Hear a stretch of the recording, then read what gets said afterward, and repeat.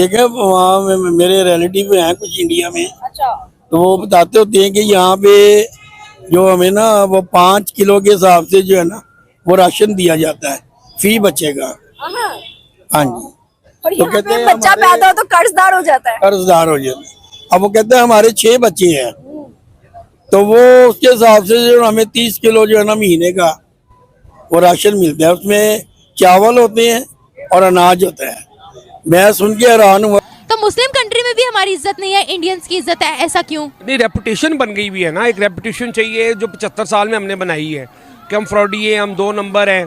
अब आप देखें ना कि जो भी बाहर के मुल्कों में उनके वजीर हो जो भी हो सब टोल टैक्स देते हैं। यहाँ पे बड़े हमारे जो वजीर हैं दूसरे को टोल टैक्स देता ही नहीं, इनकम टैक्स भी नहीं देते। मेरे हिसाब से तो यही है कि वो तंगी तो नहीं गुजार रहे, वो पढ़ लिख के वो लायक बन गए हैं। अच्छा। सॉफ्टवेयर इंजीनियर वगैरह हर शोबे में वो तरक्की कर गए हैं और इंग्लिश बड़ी बोलते हैं, हाई किस्म की इंग्लिश है उनकी। पाकिस्तान की निस्बत जो है ना वहाँ के मुसलमान ज्यादा तरक्की कर गए हैं। अच्छा, हम समझते हैं 1947 के बाद आज 2023 चल रहा है, क्या इस टेक्निकल दौर के अंदर हिंदुस्तान सहूलत में है, हिंदुस्तान में मुसलमान हिंदुस्तान में सहूलत में है, या आज भी वो तंगी की जिंदगी गुजार रहे हैं? नहीं, मेरे हिसाब से तो यही है कि वो तंगी तो नहीं गुजार रहे, वो पढ़ लिख के वो लायक बन गए हैं।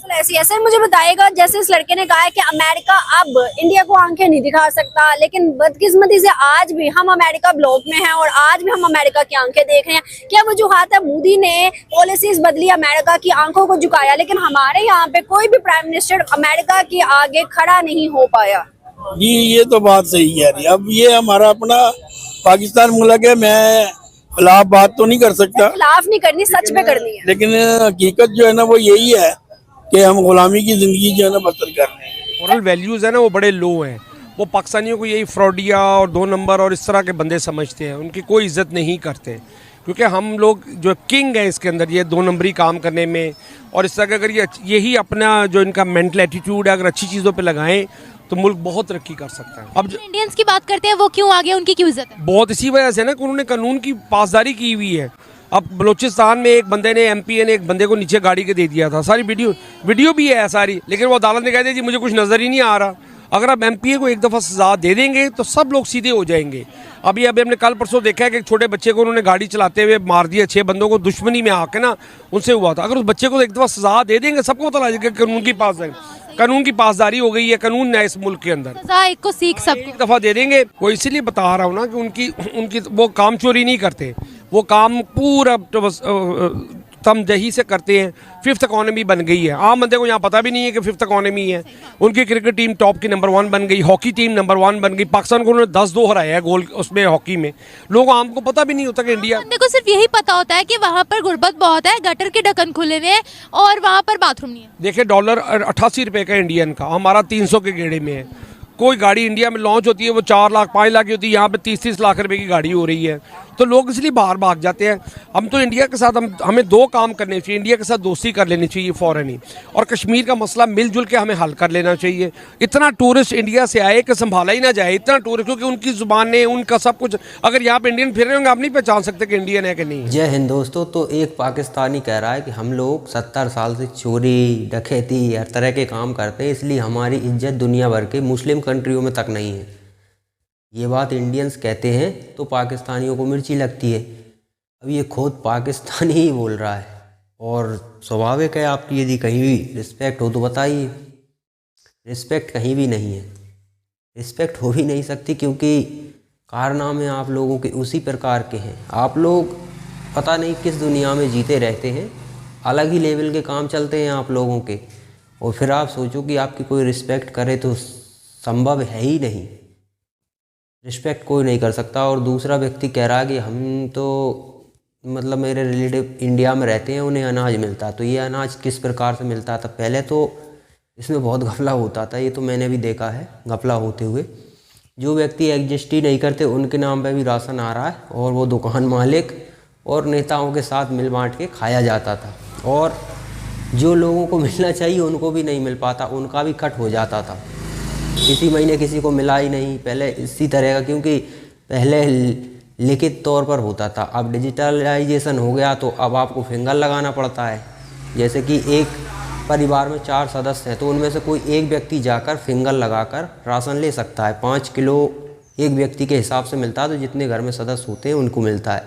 और अभी तो भारत सरकार मुफ्त में 80 करोड़ लोगों को राशन दे रही है। अब इसका मतलब ये नहीं कि 80 करोड़ लोग ही गरीब हैं। इसमें ये है कि जैसे कि आपके नाम पर यदि प्रॉपर्टी नहीं है तो आपको राशन मिलेगा।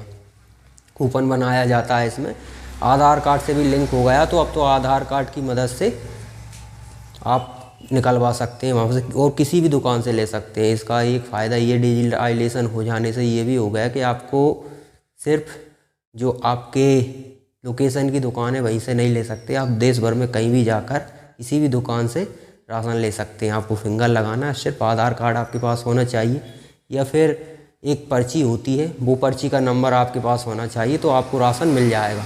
और अब फिंगर लगाना पड़ता है तो विदाउट फिंगर के मिलता नहीं, और उसी हिसाब से अब राशन आता है, तो घपले होने के चांसेस यूँ कह सकते हैं कि ना के बराबर हो गए हैं। तो यहाँ पर भारत में अभी 80 करोड़ लोगों को सरकार राशन दे रही है, क्योंकि सरकार के पास राशन है। वो इसलिए है कि नेता लुटेरे नहीं हैं। इस समय जो करंट सरकार है उसके नेता लुटेरे नहीं हैं, वो लोगों तक मदद पहुँचा रहे हैं। लेकिन वहीं आपकी बात करें पाकिस्तानियों की, तो पाकिस्तान के नेता सारे के सारे चोर हैं। ऐसा कोई नेता नहीं है कि जो लुटेरा ना हो। तो आपको 200 रुपये 300 रुपये किलो आटा मिले तो ये कोई बड़ी बात तो नहीं है। और जाहिर सी बात है आप लोगों का कैरेक्टर भी आपने ऐसा ही बना लिया है, क्योंकि पब्लिक ही ऐसी है। नेता तो पब्लिक से ही निकलते हैं ना। कोई स्विट्ज़रलैंड से या जो अमेरिका की कहते हो कि अमेरिका हमें गुलाम बनाकर रखता है, तो अमेरिका ने तो भेजे नहीं है तो आपके ही देश के ना। हाँ, ये मान सकते हैं कि अमेरिका का चीन का थोड़ा वर्चस्व हो सकता है, क्योंकि जो व्यक्ति बेईमान है वो आपके प्रधानमंत्री की कुर्सी पर बैठा हुआ है और उसको फंडिंग मिल रही है अमेरिका और चीन से, तो फिर वो उसी हिसाब से नीतियाँ बनाता है। वो अपने लोगों का हित कभी नहीं देख सकता।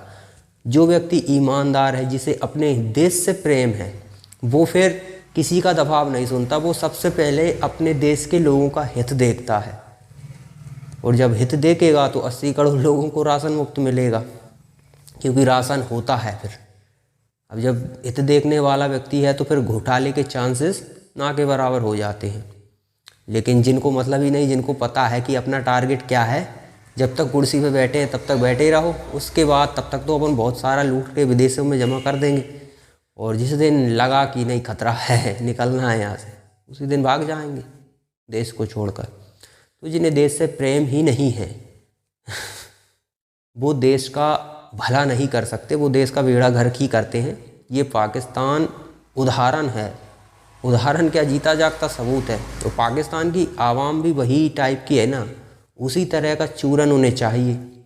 अब इसने बोला था एक व्यक्ति ने कि कश्मीर का मसला बातचीत से है। अब कश्मीर के मसले में हल करने लायक है ही क्या? कश्मीर भारत का है, भारत का ही रहेगा। आप बातचीत भी करनी है तो पीओ को पर करनी चाहिए आपको बातचीत, और नहीं भी कर रहा है तो आप पहले अपने देश के लोगों को सक्षम तो बनाइए, उसके बाद दुनिया के मुसलमानों की फिक्र रहती है पाकिस्तानियों को। अरे पहले जो खुद के घर, हाँ आप देखिए ये बात आप देखिए, गौर करिए, पाकिस्तान का प्रधानमंत्री पूरे दुनिया भर के मुसलमानों के बारे में चिंतित रहता है, हमेशा बयान देता है, लेकिन अपने मुसलमानों के लिए कभी एक शब्द नहीं बोलता। 200-250 रुपये का आटा ये लोग कैसे कैसे ले रहे हैं, ये बोलने लायक तो मतलब ध्यान ही नहीं है उधर उनका। प्रधानमंत्री जी को सिर्फ राजनीति सूझती है 24 घंटे, और राजनीति कर रहे हैं कि भाई इजराइल फ़िलिस्तीनियों पर अत्याचार कर रहा है। अरे फ़िलिस्तीनियों को बाद में देख लेना, पहले खुद के जिन लोगों पर तुम अत्याचार कर रहे हो उनका पैसा लूट के विदेशों में भाग जाते हो, उनका तो कुछ करो, उनके लिए तो सोचो, एक बार बयान ही दे दो उनके लिए। नहीं, उनके लिए बयान नहीं देंगे, क्योंकि ये जानते हैं पब्लिक पाकिस्तान की एक ही चूरन मांगती है, कश्मीर का मुद्दा। बस कोई भी नेता आ जाए वो आकर कहेगा कश्मीर को हम आज़ाद कराएंगे, भारत से के जुल्मों से कश्मीर को हमें आज़ाद कराना है, हमारी सरकार बनवाइए आप। पब्लिक खड़ी हो जाती है। पब्लिक इतनी समझदार नहीं है ना। पब्लिक को पहले ये कहना चाहिए कि कश्मीर का मुद्दा बाद में देख लेंगे, पहले खुद का तो विकास हो, लेकिन विकास कहाँ से होने का, जब उन जिहाद के अलावा कुछ सिखाया ही नहीं गया, तो वो विकास में पब्लिक भी इंटरेस्टेड नहीं है, इसलिए बेड़ा गर्क है पाकिस्तानियों का।